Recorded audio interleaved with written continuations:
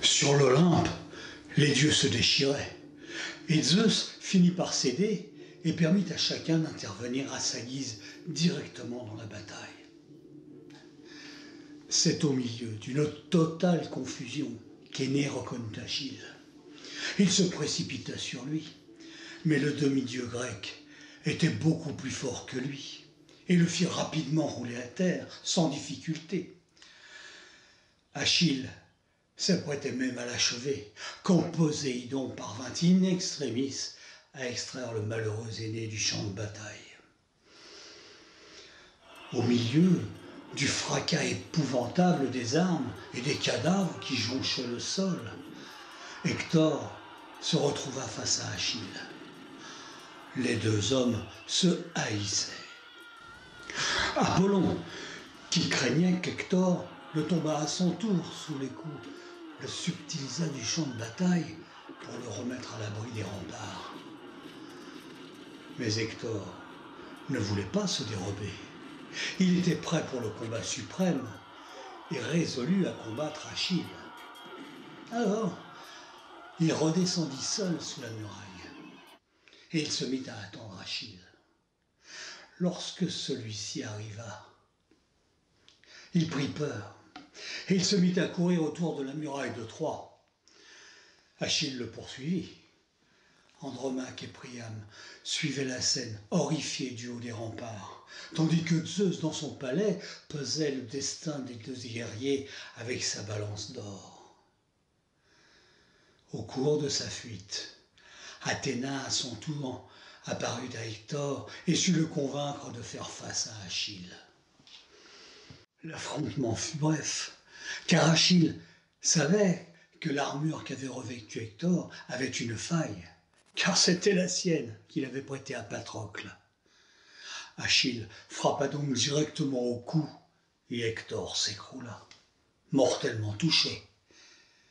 Puis Achille attacha la dépouille de son ennemi derrière son char et se mit à la traîner tout autour de la cité devant les yeux épouvantés de tous les Troyens. Sa rage enfin apaisée, Achille organisa des funérailles pour son ami Patrocle et il organisa même des jeux en son honneur. Il restait cependant toujours inconsolable et pendant 11 jours, il traîna chaque matin le cadavre d'Hector accroché à son char tout autour du tombeau de Patrocle. Les dieux finirent par prendre pitié de la famille du Troyen. Ils condamnèrent ce comportement et Zeus exigea que le cadavre soit rendu à Andromaque et à toute sa famille. Il fit aussi redonner à la dépouille le bel aspect du guerrier qu'il était autrefois. Achille fut contraint d'obéir aux dieux et il accéda à cette requête. Il accepta même de retenir ses troupes pendant 12 jours, le temps pour les Troyens d'organiser des funérailles décentes pour Hector. Mais passé ce délai, les hostilités reprirent, toujours avec la même sauvagerie. Tour à tour, les deux camps prenaient l'avantage, mais jamais de manière décisive. Puis un jour, Paris, bien décidé à venger la mort de son frère Hector, parvint à s'approcher suffisamment d'Achille. Il ne voulait pas l'affronter en combat singulier, car il savait que l'Achéen était beaucoup plus fort que lui.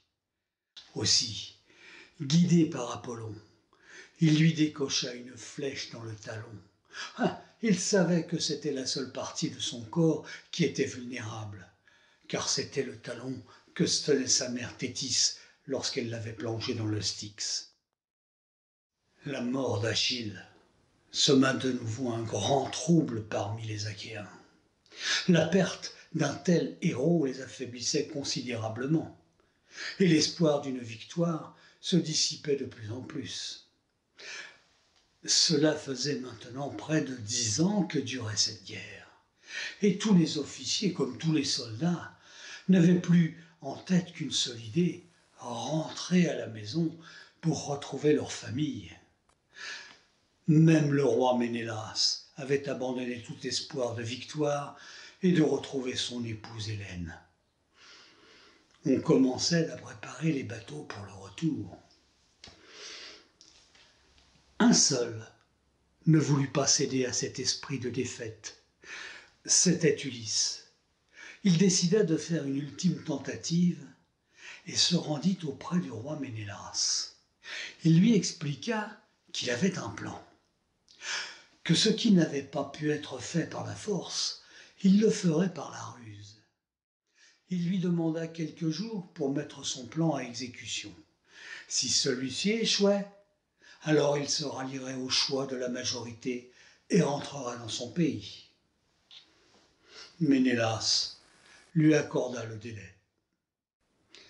Le lendemain, Ulysse se déguisa en mendiant pour entrer seul dans la ville sans se faire remarquer. Il se fondit dans la foule et faisant semblant de mendier, il visita toute la ville en repérant les postes de garde et les points stratégiques. Puis il pénétra dans un temple où il surprit une singulière conversation. Remercions les dieux de nous avoir mis sous la protection d'Athéna. Tant que sa statuette trônera dans notre temple, notre cité restera inviolable. Le Palladion était en effet une petite statue d'Athéna que tous les Troyens venaient régulièrement vénérer. Ulysse résolut alors de voler la statuette. Il attendit que la nuit soit complète, puis après s'être assuré que personne ne le voyait, il la glissa sous sa tunique de mendiant et sortit calmement pour ne pas se faire remarquer. Mais quand il parvint près de la porte de la ville, il entendit crier derrière lui « Sacrilège, le Palladion a disparu, ouvre-leur !»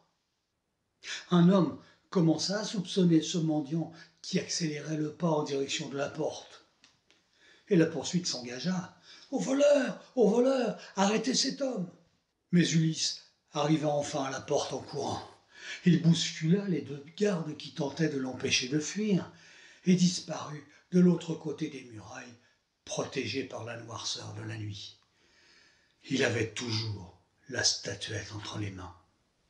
Dès son retour au camp, il se rendit auprès du roi Ménélas pour lui montrer sa prise et lui apprendre que désormais, la cité ne se trouvait plus sous la protection de la déesse Athéna. Les deux hommes convinrent alors qu'il fallait tenter une dernière fois de prendre la ville avant d'abandonner définitivement. Ulysse regagna alors sa tente et tomba dans un profond sommeil bien mérité. Mais il se mit à rêver, et Pallas Athéna lui apparut en songe et elle lui dit « Il te faut construire un cheval de bois, un cheval immense, assez grand pour qu'il puisse renfermer les plus valeureux guerriers achéens. » Ulysse se réveilla en sursaut, mais Athéna avait déjà disparu. Il repensa alors au rêve qu'il venait de faire et se mit à imaginer un plan. Le lendemain, à la première heure, il se rendit auprès du maître charpentier qui avait en charge la construction de tous les ouvrages en bois et il lui expliqua ce qu'il voulait et lui demanda s'il serait possible de construire un tel cheval, capable de renfermer au moins une douzaine de guerriers. Le charpentier lui affirma que cela était possible et lui demanda quelques jours pour achever la construction. Tandis que les ouvriers se mettaient à l'ouvrage, Ulysse alla voir Ménélas pour lui expliquer son plan. « Nous allons brûler notre camp, lui dit-il, et embarquer sur nos bateaux. Mais au lieu de partir au large, nous allons nous cacher derrière cette petite île qui se trouve tout près. Les Troyens penseront que nous avons définitivement renoncé. Mais avant de partir, nous abandonnerons sur la plage cet immense cheval de bois dans lequel seront cachés nos meilleurs guerriers. » Et si les Troyens se méfient, interrogea Ménélas. J'y ai pensé, répondit Ulysse. Nous laisserons également sur la plage notre meilleur espion. Il dira que nous l'avions condamné à mort, mais qu'il avait réussi à s'évader juste avant notre départ, en profitant de notre précipitation. Et il dira aussi que nous avons abandonné cette idole parce qu'elle était trop grande pour aller sur un bateau, mais qu'elle protégeait les habitants de toute la ville qu'il adorait. Le plan fut agréé par Ménélas et mis immédiatement à exécution. Quelques jours plus tard, les Troyens, montant sur les remparts de leur ville, n'en croyaient pas leurs yeux. Plus un seul soldat achéen sur la plage, plus un seul bateau en vue sur la mer. Toutes les tentes du camp avaient été brûlées, plus rien. Seul, un immense cheval de bois restait sur le sable. La foule accourut alors sur la plage. Tout le monde voulait voir et toucher cette chose extraordinaire. Mais l'espion fut rapidement découvert. « Et là, toi, pourquoi te caches-tu » L'espion, tout tremblant, raconta son histoire d'évasion, craignant de ne pas être cru par la foule qui l'entourait. Priam lui demanda « Connais-tu l'histoire de ce cheval ?» C'est pour se faire pardonner des dieux d'avoir volé la statuette. Il pense ainsi calmer la colère d'Athéna en offrant une statue protectrice pour la ville. Tout le monde semblait croire cette histoire, mais soudain, Cassandre, la prophétesse, s'écria « Ne le croyez pas! Si ce cheval franchit les portes de la ville, ce sera notre perte à tous. » Le doute s'installa parmi la foule. Les uns voulaient que l'on détruise le cheval, et les autres qu'on l'installât au milieu de la ville. Ce furent ces derniers qui parvinrent à convaincre Priam, et la foule décida de faire entrer la gigantesque statue à l'intérieur de la ville. Dans le ventre de l'animal, Ulysse ordonna le plus grand silence. Le moindre bruit pouvait faire échouer le plan. Tous les Troyens tirèrent la statue colossale et l'installèrent au centre de la grande place.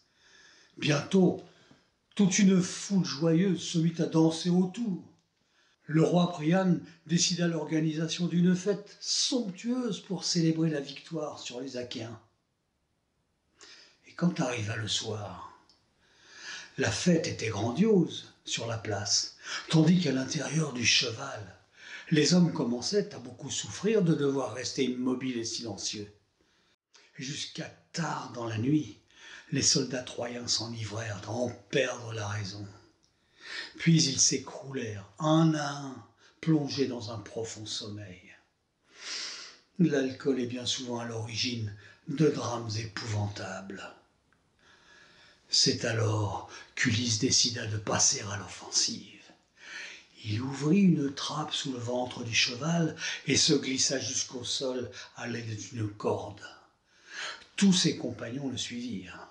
Les uns allèrent directement s'emparer d'une des tours du rempart pour y allumer un grand feu. C'était le signal qu'attendait tout le reste de l'armée cachée dans l'île voisine. Dès qu'ils aperçurent le brasier, ils se jetèrent sur leurs rames pour arriver le plus vite possible. D'autres maîtrisèrent sans peine les quelques personnes restées éveillées dans les rues avant qu'ils ne puissent donner l'alerte. Puis, ils allèrent ouvrir largement toutes les portes de la ville. Les navires achéens touchaient maintenant la plage et les soldats bondissaient prestement en dehors des bateaux. Ulysse et ses compagnons avaient déjà commencé à s'emparer des points stratégiques qu'il avait repérés lors de son passage déguisé en mendiant. Les soldats troyens, embrumés par l'alcool, étaient incapables de réagir. L'armée achéenne, tout entière, entra rapidement dans la ville et le massacre commença. Des cris d'effroi s'élevèrent de partout. La fureur des hommes s'ajouta à celle de l'incendie. Troie était en flammes. Le rêve des cubes était en train de se réaliser. Le sang coulait à flot. Personne n'était épargné. Le vieux roi Priam tenta bien de rassembler ses hommes pour organiser la résistance, mais en vain. Il fut massacré à son tour dans son palais. Seul aîné, le valeureux prince troyen parvint à tenir tête avec quelques soldats, mais il était trop tard et ne put résister à la fureur des Achéens. Il décida d'aller chercher des renforts avec son père, Anchise, mais quand il revint, Troie n'était plus qu'un tas de ruines fumantes. Presque tous les habitants avaient été tués ou emmenés en esclavage. La défaite était consommée. Le lendemain, tous les Achéens s'embarquèrent pour rentrer chez eux. La guerre de Troie était terminée. La guerre enfin terminée, bien des héros avaient perdu la vie. Mais l'avenir des survivants ne fut pas très réjouissant non plus. Aphrodite, par exemple, exigea que le retour d'Ulysse à Ithaque dure 10 ans et soit semé d'épreuves redoutables. Homère nous décrit ce voyage dans l'Odyssée. Énée, le prince troyen qui dut fuir sa ville entièrement détruite.